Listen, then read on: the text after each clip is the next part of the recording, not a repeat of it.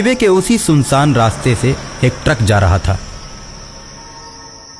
रात के अंधेरे में सफेद साड़ी पहने अचानक एक औरत ट्रक के सामने आ जाती है। ट्रक ड्राइवर उसके नजदीक पहुंचकर ब्रेक लगाता है। वो औरत हाथ देकर कहती है, भाई साहब, हाईवे पर ही 10 किलोमीटर आगे मेरा गांव पड़ता है, मुझे वहां पहुंचने में मेरी मदद कीजिए। हाँ ठीक है मैडम, आकर बैठ जाइए। औरत गाड़ी पर आकर बैठ जाती है और कहती है, भैया तुम गाड़ी ठीक से नहीं चला रहे हो, लगता है तुम ड्राइवर नए हो।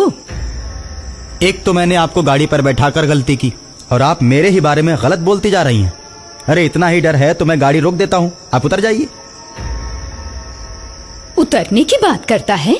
अगर मैं ट्रक से नीचे उतरी तो तू भी मेरे साथ चलेगा।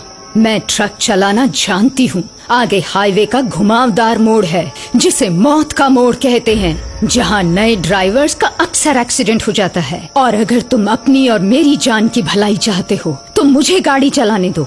जब मैं मौत का मोड़ पार कर लूंगी तब तुम गाड़ी चलाना, नहीं तो मुझे पूरा विश्वास है कि मौत के मोड़ पर तुम्हारी गाड़ी का एक्सीडेंट हो जाएगा। मैं तो तुम्हें बचाने के लिए ऐसा कह रही हूँ और तुम मुझे ही गलत समझ रहे हो।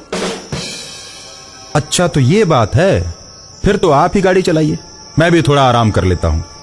वो औरत जैसे ही गाड़ी के स्टीयरिंग को पकड़ती है, गाड़ी हवा से बातें करने लगती है,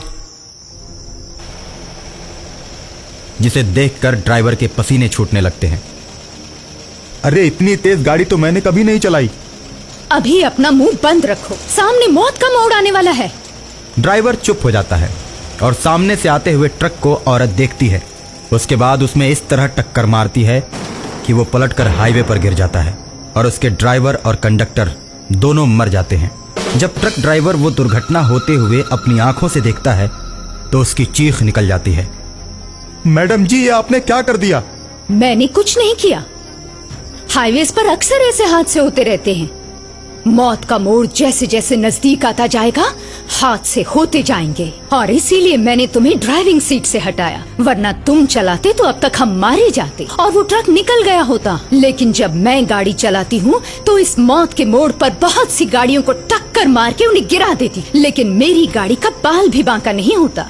वो तो शुक्र है कि मैं तुम्हें मिल गई, वरना तुम और गाड़ी दोनों गायब हो जाते। इसलिए कहती हूँ कि चुपचाप बैठो, मेरा दिमाग घुमाने की कोशिश मत करो। एक तो ये रास्ता उबड़ खाबड़, दूसरी तरफ ये घुमावदार मोड़, और तीसरी तरफ तुम। कहने को तो ये हाईवे है, मगर इस पर भी बड़े बड़े खड्डे बने हुए हैं। कोई ध्यान ही नहीं देता। किसी को क्या फिक्र है? गाड़ी पलटती है, ड्राइवर गिरते हैं, गिरने दो। मैडम 10 किलोमीटर तो पार कर गए, आपका गाँव तो कब का जा चुका है। मैंने तुमसे झूठ बोला था। वो देखो सामने से गाड़ी आ रही, उसका भी ड्राइवर नया है, देखो कैसे चला रहा है। अब इस मौत के मोड़ के रास्ते पर उसको मरना ही पड़ेगा। जिसको गाड़ी ढंग से चलाने नहीं आती उसे मरना ही पड़ता है। ऐसा कहकर सामने से आने वाली गाड़ी को टक्कर मारकर खाई में गिरा देती है। ड्राइवर आश्चर्यचकित रह जाता है। देखो ये भी गया। आज की दुनिया में तुम लोगों को नहीं मारोगे तो वो तुम्हें मार देंगे, इसलिए मैंने दोनों ट्रकों को जानबूझकर टक्कर मारी। अगर वो नहीं मरते तो हमें टक्कर मार के मार देते। इसलिए कभी कभी दूसरों को मारना जरूरी हो जाता है। खुद को बचाने के लिए कुछ भी करना पड़ता है। ड्राइविंग के अलावा आप बहुत कुछ दुनिया के बारे में जानती हैं। मैंने भी तो आपको जानबूझकर ही बैठाया है।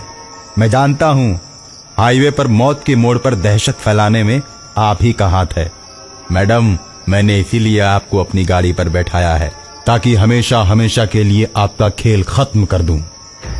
मेरे अंदर भी एक औरत छिपी हुई है, ये देखो। और उसके बाद औरत चुड़ैल के रूप में बदलने लगती है।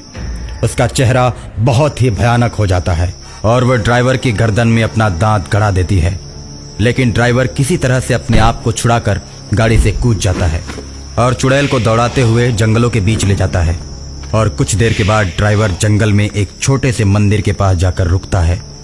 वहां की सीढ़ियों पर चुड़ैल चढ़ नहीं पाती।